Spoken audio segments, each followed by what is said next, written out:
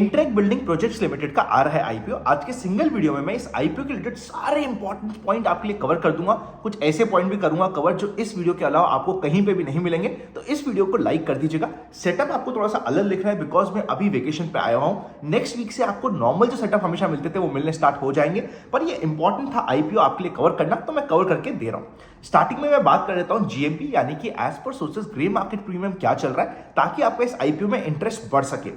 आज के दिन हम बात करें तो आईपीओ का प्राइस है 900 रुपीज का, 300 रुपए के ऊपर का चल रहा है ग्रे मार्केट प्रीमियम, जो 34% के आसपास का हो जाता है। स्टार्टिंग में बात करें यानी कि 13-14 तारीख के आसपास की बात करें तो उस समय जीएमपी एज पर सोर्सेस चल रहा था 400 रुपए का। 400 रुपए से रिड्यूस होते होते ये 300-310 रुपए तक पहुंचा है। तो ये वैसे देखोगे तो 300 रुपए लग रहा है यार, अभी भी 30-35% मिल रहे हैं, बहुत अच्छा होता है। पर जो रिडक्शन हुआ है वो हमारा इंटरेस्ट आईपीओ में बाकी सारे पॉइंटर्स पे डिपेंडेंट करने के लिए ऑब्लाइज कर देता है हमें कि बाकी पॉइंट्स को भी आपको कंसीडर करना पड़ेगा। आज के दिन एज पर सोर्सेस अगर आपको रिटेल कैटेगरी में एक लॉट का अलॉटमेंट मिलता है 3800 रुपीज का प्रॉफिट, और एचएनआई कैटेगरी में 50,000 रुपए के प्रॉफिट की एक्सपेक्टेशन चल रही है। इसी के साथ इस कंप्लीट आईपीओ के वीडियो को स्टार्ट करते हैं। कंपनी 1983 में इनकॉर्पोरेट हुई थी। टंकी प्री इंजीनियरिंग स्टील प्रोजेक्ट्स की कंपनी करती है। अब देखो ये जो प्रोजेक्ट्स होते हैं ना, इसमें सबसे पहले अगर आप इंटरनल रिस्क की बात करोगे या ऐसे पॉइंटर्स की बात करोगे जो इस कंपनी के लिए रिस्क फैक्टर्स हो सकते हैं, सबसे पहला रॉ मटेरियल पे बहुत ज्यादा कुछ डिपेंडेंट है। जो ये एक्चुअल प्रोजेक्ट बनाते हैं उसमें 99% से ऊपर का रॉ मटेरियल लगता है, यानी कि रॉ मटेरियल के अगर प्राइसेस बढ़ते हैं, स्टील के प्राइसेस फ्लक्चुएट होते हैं, वहां पे कुछ इनका फ्लक्चुएशन होता है, या इनकी जहां से रॉ मटेरियल सप्लाई हो रहा है उधर दिक्कत होती है, तो इस कंपनी को भी दिक्कत होगी। सेकंड, आज के दिन जितनी मैन्युफैक्चरिंग फैसिलिटीज है इनकी, उससे ये पूरा यूटिलाइज नहीं कर पा रहे, ये इनके लिए नेगेटिव पॉइंट होता है। थर्ड, देखिए थर्ड पॉइंट बड़ा इंटरेस्टिंग है। आज के दिन ये काफी कुछ अपने जो प्रोजेक्ट्स ले रहे हैं वो अपने एग्जिस्टिंग कस्टमर से ले रहे हैं। अगर आप नंबर ऑफ कस्टमर्स की बात करोगे जो रिपीट है, 2024 में 80% से ऊपर कस्टमर्स इनके रिपीट ऑर्डर्स वाले हैं। नए कस्टमर्स उनको कंपैरेटिवली नहीं मिल रहे हैं एज कंपेयर कि पुराने कस्टमर से बहुत ज्यादा प्रोडक्ट्स आते जा रहे हैं। मोर देन दैट, ये एक ऐसा सेगमेंट है, इन्होंने खुद ने अपने 500 पेज के ऊपर के डॉक्यूमेंट्स में बताया है कि ऐसा नहीं कि कस्टमर ने कह दिया तो वो हमेशा पूरा प्रोजेक्ट करवाता है। कई बार बैक ऑफ्स भी होते हैं जो इनके लिए दिक्कत हो सकता है। नए कस्टमर्स का क्वांटम आज के दिन काफी कम है, जो पॉइंट्स मैंने ऑलरेडी आपके साथ डिस्कस कर लिया। कई बार क्या होता है, ऑन गोइंग प्रोजेक्ट्स में भी कोई भी लॉन्ग टर्म कमिटमेंट नहीं होता कि भाई हम तुमसे ही सारा का सारा काम करवाएंगे या कितना मैं तुम्हें काम देने वाला हूं। तो ये रिस्क इस कंप्लीट कंपनी के साथ बनी रहती है, इसको आपको ध्यान रखना चाहिए। स्टार्टिंग में मैंने आपको इंटरनल रिस्क फैक्टर्स बता दी है जो आपके लिए इंपॉर्टेंट है और यूजुअली आप इसे मिस कर जाते हैं। आईपीओ ओपन होगा 19 से 21 के बीच में। 22 को होगा अलॉटमेंट डिसाइड। 23 को या तो आपको पैसा मिल जाएगा या फिर आपको शेयर्स मिल जाएंगे।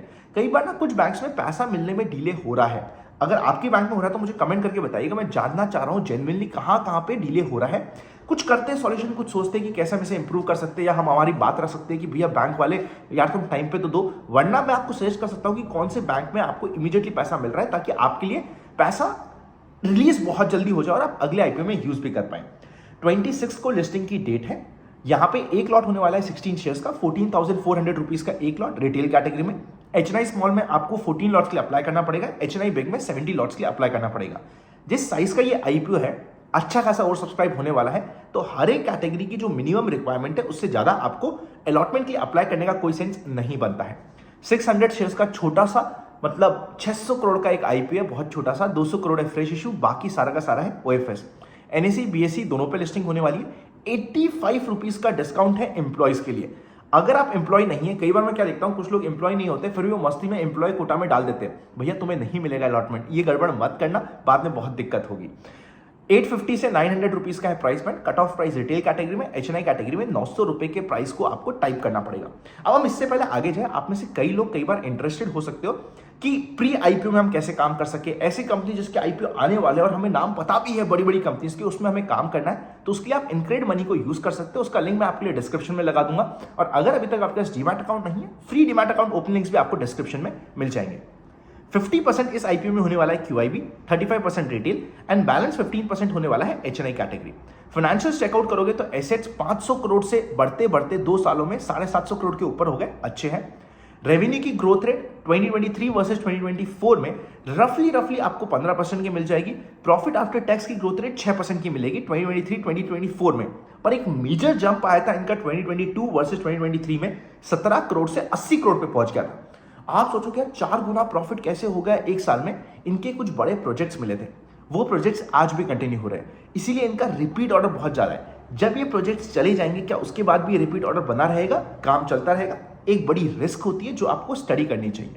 बोरिंग 3 करोड़ की छोटी सी है, रिटर्न ऑन इक्विटी 19% का, capital employed return on capital employed 25% का, और अगर आप ईपीएस की बात करोगे 51 के आसपास का है। पी रेशियो 17.36 का निकल के आता है आफ्टर दी आईपीओ लिस्टिंग।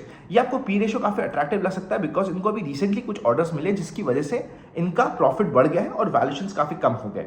अगर आप पीयर से कंपैरिजन करोगे, एवरेस्ट इंडस्ट्रीज उनका पी रेशियो 100 के ऊपर का चल रहा है, पेनार इंडस्ट्रीज पी रेशियो चल रहा है रफली 25 के ऊपर का। मतलब आज की प्रॉफिटेबिलिटी में तो ये हमें एक रीजनेबली प्राइस मिलता है, पर ये जो आज की प्रॉफिटेबिलिटी है वो बिकॉज ऑफ न्यू ऑर्डर्स जो पिछले साल मिले हैं जिनकी वजह से इनकी काफी ज्यादा प्रॉफिटेबिलिटी बढ़ गई है, वो इनका मेन कारण बनते जा रहा है। अभी भी कंपनी के पास 1100 करोड़ के ऊपर के ऑर्डर्स पड़े हैं, तो मतलब आने वाली लाइन अच्छी है। एंकर बुक भी मैं इसी कंप्लीट वीडियो में आपके लिए कवर कर देता हूं। अच्छे नाम है म्यूचुअल फंड्स में, हाउसिंग फाइनेंस के और एक्सपोर्ट एंड सर्विसेज इंडस्ट्रीज के काफी सारे फंड्स हैं। आईसीआईसीआई हो गया, व्हाइट ओक हो गया, मिरई हो गया, एसबीआई हो गया, मतलब अच्छे अच्छे आपको म्यूचुअल फंड्स के नाम मिल रहे हैं।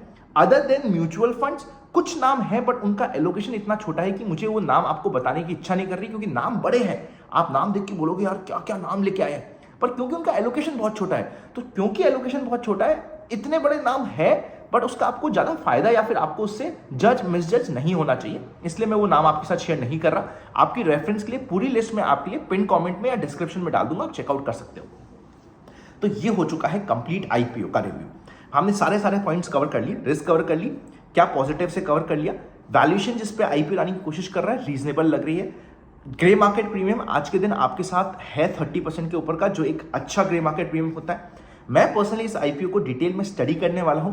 आपको फाइनल अपडेट रेगुलरली चैनल पे मिलती रहेगी, तो चैनल को सब्सक्राइब और बेल आइकन क्लिक कर देना।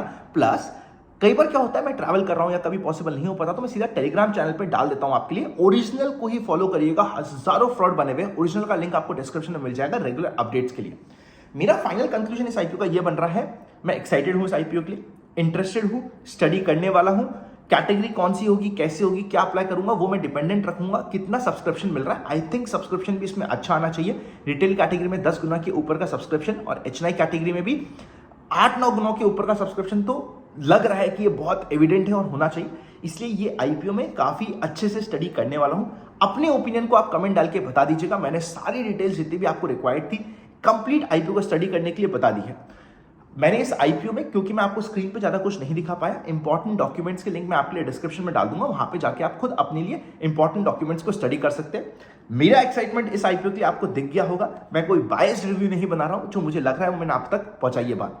और अभी मेरे पुराने दोस्तों के लिए जो हमसे काफी समय के लिए जुड़े थे, अभी मैं आया हुआ हूं इटली घूमने के लिए, बिकॉज 15 अगस्त की ऑब्वियसली हमारी छुट्टी थी, स्टॉक मार्केट नहीं काम कर रहा था, फिर आगे वीकेंड आ रहा था, सोचा क्यों ना एक वेकेशन यहाँ पे प्लान कर ली जाए। Happy learning and I will see you very soon.